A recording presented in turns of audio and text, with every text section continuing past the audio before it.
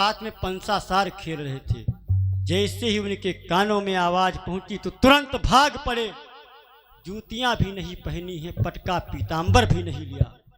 भगवान हड़बड़ी में भागे तो पीछे से रानियों ने पूछा, भगवान कहाँ इतनी जल्दी? कहने लगे बताने का समय नहीं है। तुरंत दरवाजे पर आए और कहने लगे, गरुड़ जल्दी से अपनी पीठ पर हमको बिठाओ और हस्तिनापुर को चलो। अगर एक पल भी देरी हो गई तो मैं कहीं मुंह दिखाने के लायक नहीं रहूंगा। भगवान ने गरुड़ से कहा, धीरे मत चलो गरुड़ मोर भाई, धीरे मत चलो गरुड़ मोर भाई, धीरे मत चलो गरुड़ मोर भाई, धीरे मत चलो।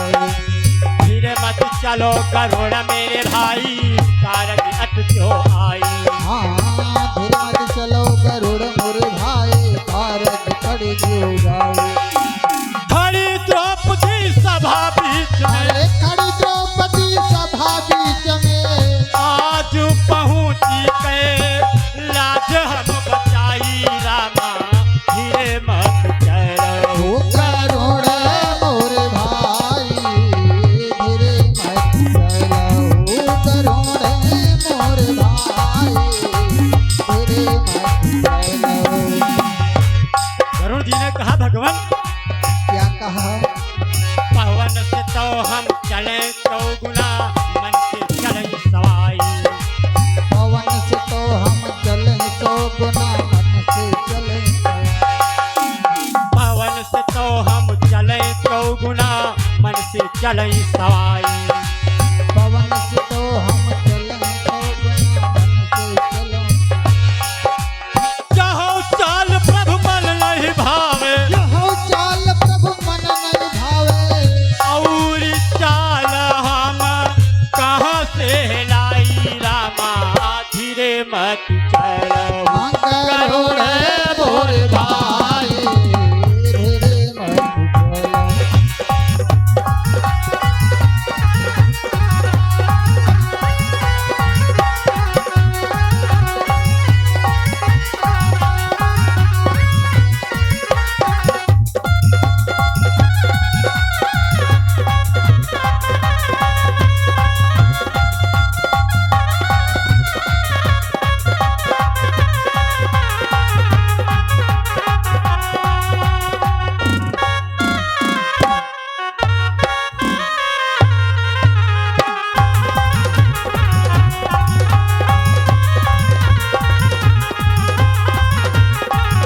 भगवान कहने लगे, गरुड़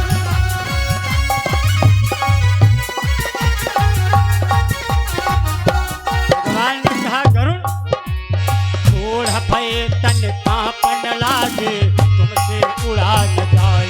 हाँ बूढ़ भये तन कांपन लागे, तुमसे चला न जाए हो। बूढ़ भये तन कांपन लागे, तुमसे उड़ा न जाए। अरे बूढ़ भये तन कांपन लागे, तुमसे उड़ा न जाए। तुम तो गरुड़ मेरे पीछे से आइयो, तुम तो गरुड़ मोरे पीछे आइयो। आज हस्तिना पूरा मचाई। रामा धीरे मत चलो गरुड़ मोर भाई, धीरे मत चलो गरुड़ मोर भाई, धीरे मत चलो गरुड़ मोर भाई, धीरे मत चलो। भगवान नंगे पैरों दौड़ करके आए और द्वारावती तजी नंगे पायन आश्रधाय गए नारायण।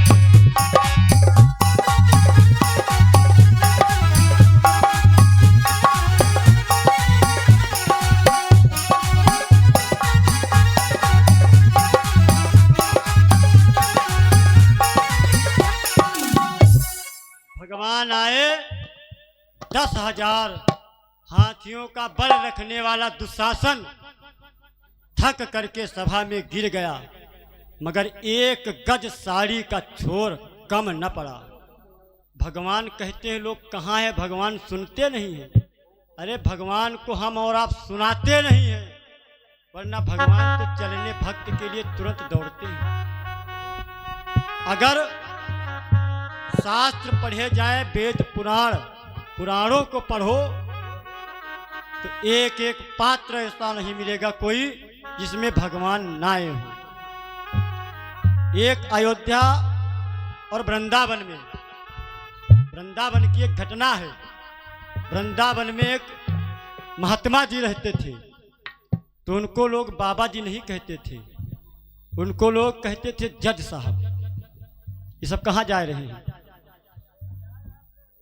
पीछे वाले जितने लोग, सब लोग आगे आ जाओ। जितने लोग पीछे हो सब लोग आगे आओ। बीच में सब उसर पड़ा है, सब लोग आगे से पीछे उठ के आगे आओ। यहाँ चुप्पे न इससे पाछे बतलावा कर, तुम जान पाइत नहीं। सब लोग आगे आओ, तब कथा शुरू हुई।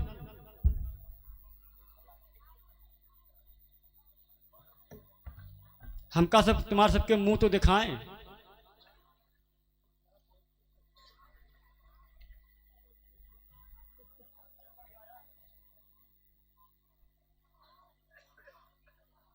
नहीं ठीक है, यहाँ वही रुके जिनका सुने है तो ठीक है। नहीं बांधे बाजारे लगती नहीं है।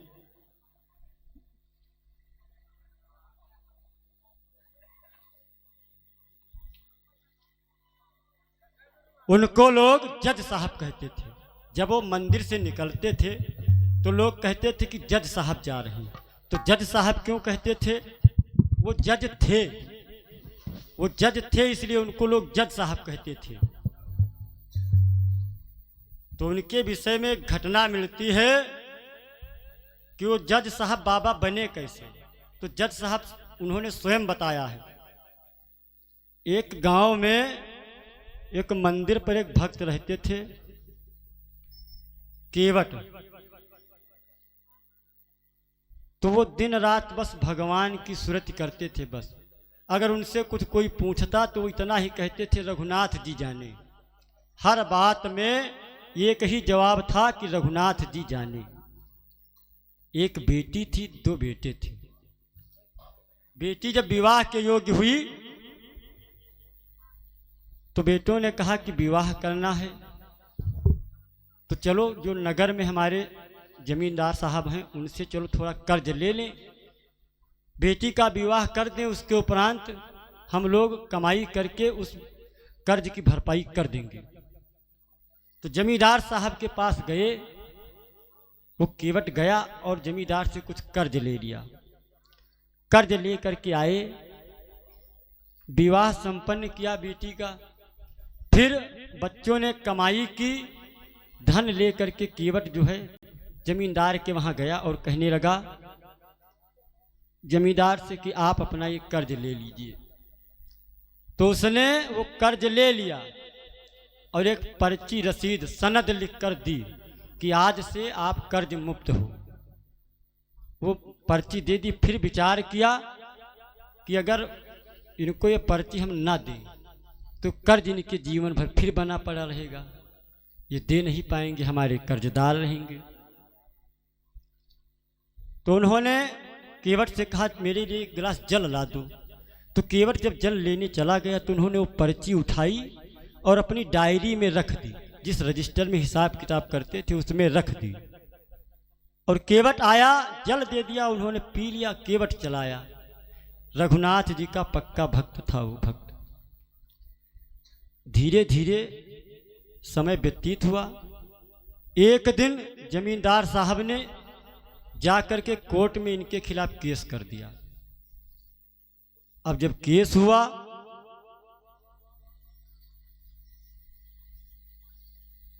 कि इन्होंने हमसे कर्ज लिया, हमको दिया नहीं, तो केवट बुलाया गया अदालत में। तो अदालत में जब केवट गया तो जज साहब ने पूछा कि तुमने इनसे कर्ज लिया था? तो केवट ने कहा सरकार हमने कर्ज लिया था और हमने दे भी दिया। तो उन्होंने कहा इन्होंने मुकदमा तुम पर कायम किया है कि तुमने कर्ज वापस नहीं किया है। क्या ये बात सत्य है? तो केवट कहने लगा, हम नहीं जानते हैं, हमने तो इनको वापस कर दिया था। तो जज साहब ने कहा, जब तुमने कर्ज वापस किया था वहाँ पर कोई था? तो कहने लगे केवट कि वहाँ रघुनाथ जी के अलावा कोई नहीं था। तो जब रघुनाथ जी की बात आई, केवट कहने लगा, मैं गरीब हूँ और मेरे पास कोई वकील भी नहीं है। तो वहाँ पर रघुनाथ जी के अलावा कोई था नहीं। जज साहब ने विचार किया, ऐसे फैसला सुनाना उचित नहीं है। अगली पेशी की तारीख इनको दे दी गई, वापस चले आए। जज साहब ने अपने पैसे से एक सम्मन जारी किया रघुनाथ जी के नाम। अब उनका डाकिया वो सम्मन लेकर के आया, पूरे गांव में घूमे, जहां जाए पूछे रघुनाथ जी का घर। तो उनके गांव में जब कोई रघुनाथ जी होए तब तो दे दे। अब कोई पता नहीं कि रघुनाथ जी कहाँ हैं। तो एक भक्त मिले, उनसे पूछा गया कि रघुनाथ जी कहाँ रहते हैं। तो उसने सोचा ये रघुनाथ जी मंदिर वाले होंगे, उनको ढूंढ रहे हैं। तो उन्होंने आदेश दिया, बताया कि सामने जो मंदिर है उसमें रघुनाथ जी रहते हैं, और मंदिर राम जी का मंदिर था। तो ये गए मंदिर के दरवाजे पर, डाकिया गया, इसने आवाज लगाई तो पुजारी जी निकल करके आए बाहर। उनसे कहा डाकिया, उसने सोचा कि यही रघुनाथ होंगे। कहा, तुम्हारा सम्मन जारी हुआ है रघुनाथ जी के नाम से, और अगली तारीख तुम्हारी जो लगी हुई 16 तारीख को तुमको जाना है कोर्ट। अब वो पत्रिका दे करके डाकिया चला गया। आज पुजारी जी ने भगवान के सामने हाथ जोड़ करके कहा, प्रभु इतने दिन हो गए आपकी सेवा करते करते, धोती, अचला, पटका, कपड़ा, श्रृंगार की वस्तुएं, नैवेद्य, पुष्प, ये सब तो भक्त लोग आते थे तुम्हारे पास लेकर के, लेकिन ये पहली बार हो रहा है कि तुम्हारे नाम सम्मन जारी हुआ है।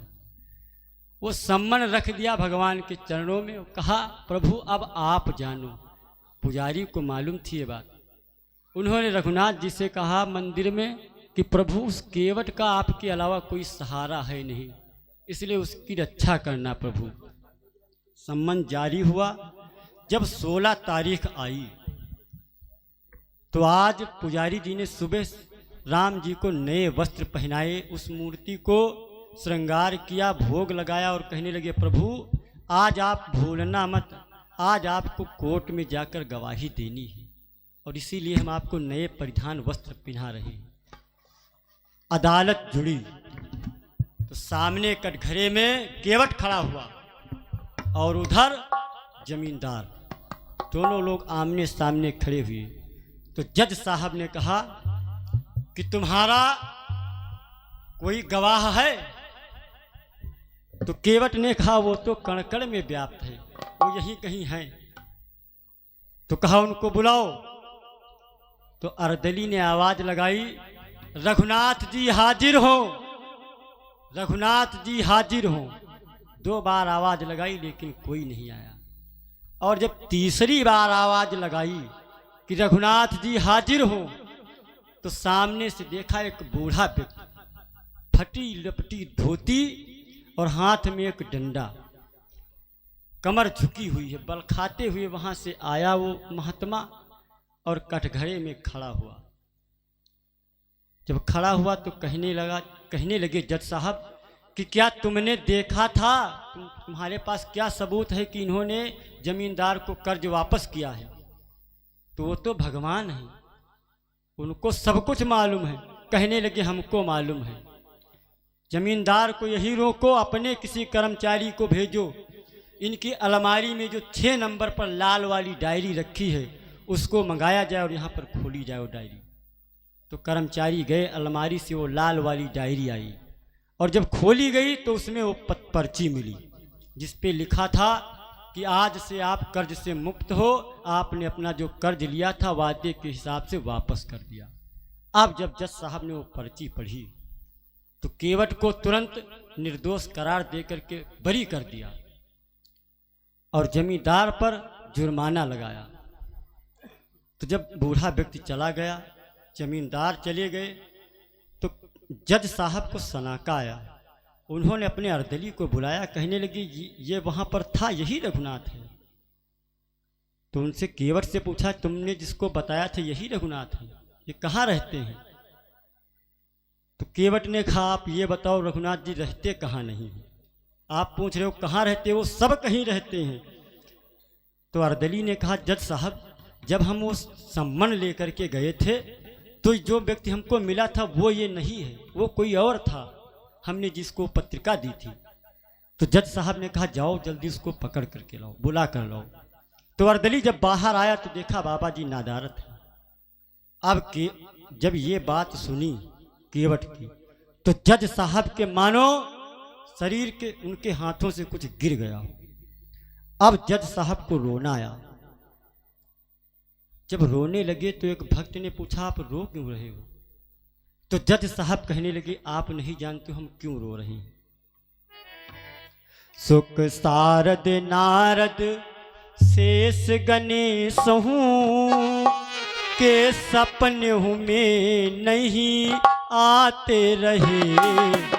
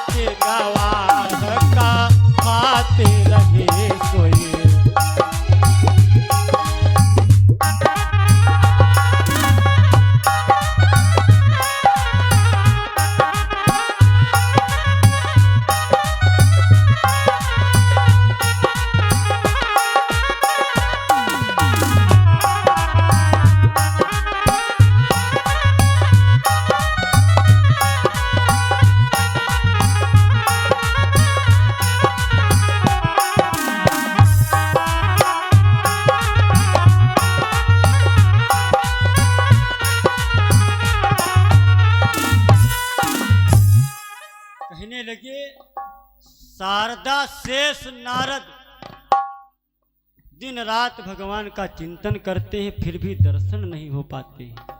और वही नारायण केवट के गवाह बन करके आए और कहने लगे सुख धोखे में दरस दिए को जभी दुख नाहिन जो तज जाते रहे। भगवान आए तो उनको तो जाना ही था, आ करके चले गए। हमको इसका दुख नहीं कि भगवान आए और चले गए, दुख हमको क्या है?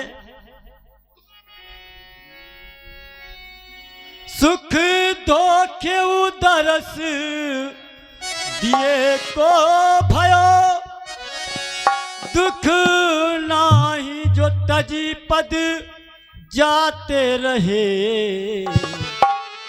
कुर्सी पे बना जज बैठा रहा जगदीश खड़े समझाते रहे।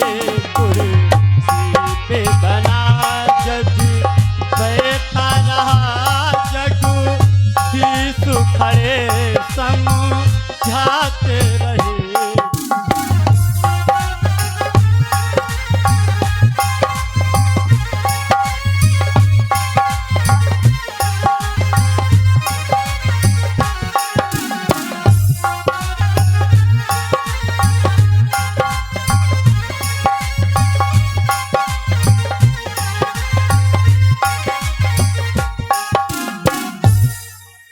कहने लगे मैं इतना अभागा हूं कि जिसकी अदालत में हम सबको एक दिन जाना है वो कटघरे में खड़े खड़े समझाते रहे और मैं इतना अभागा ठहरा कि मैं उनके सामने कुर्सी पर जज बना बैठा रहा।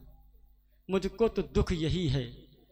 और उन्होंने संकल्प कर लिया कि मैं सारा जीवन अब खड़े खड़े ही भगवान की भक्ति में व्यतीत करूंगा। तो भगवान के मंदिर वृंदावन को चले गए, नौकरी छोड़ दी इस्तीफा दे करके, और वृंदावन में गए, मंदिर पे भक्ति करने लगे भगवान कन्हैया की। तो जाते हैं लेकिन मंदिर के अंदर नहीं जाते। किसी ने पूछा कि आप मंदिर तक जाते हो, अंदर क्यों नहीं जाते हो? तो कहने लगे, सुनो, आ तो गया हूँ मगर जानता हूँ, आ तो गया हूँ मगर जानता हूँ।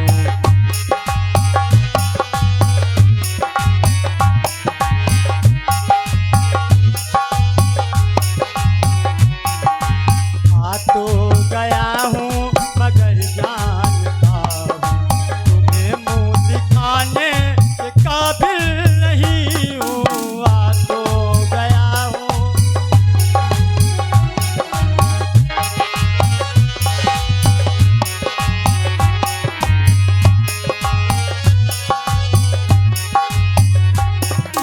तेरी मेहरबानी का है बोझ इतना, तेरी मेहरबानी का है बोझ इतना, इसे मैं उठाने के काबिल नहीं हूँ।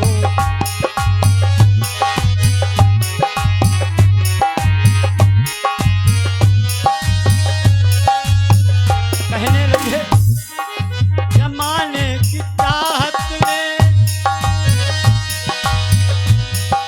जमाने की चाहत ने मुझको भुलाया,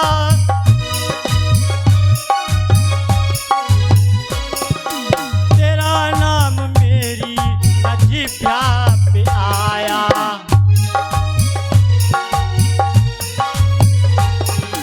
खतावार हूँ मैं, गुनहगार हूँ मैं, खतावार हूँ मैं, गुनहगार हूँ मैं, तुझे मुँह दिखाने के काबिल नहीं हूँ।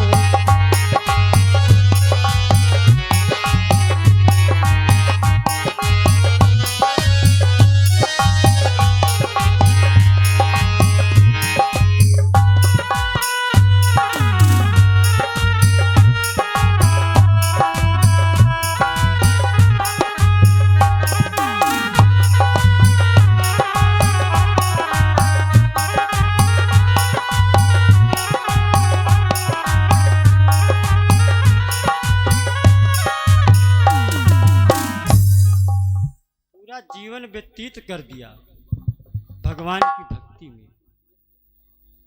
हम लोग भूले पड़े हैं भगवान को।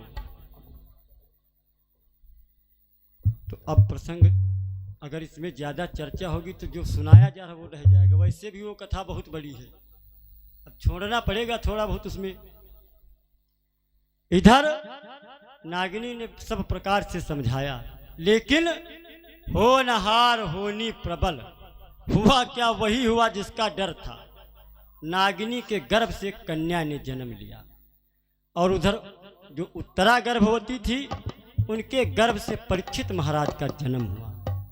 तो दोनों जगह, यहाँ कन्या ने जन्म लिया है, वहाँ पुत्र ने जन्म लिया है। तो जब जन्म ली ने तो बधाइयों बाजे चाहिए। तो एक सोहर गीत सुनिए, फिर आगे की कथा सुनाइए।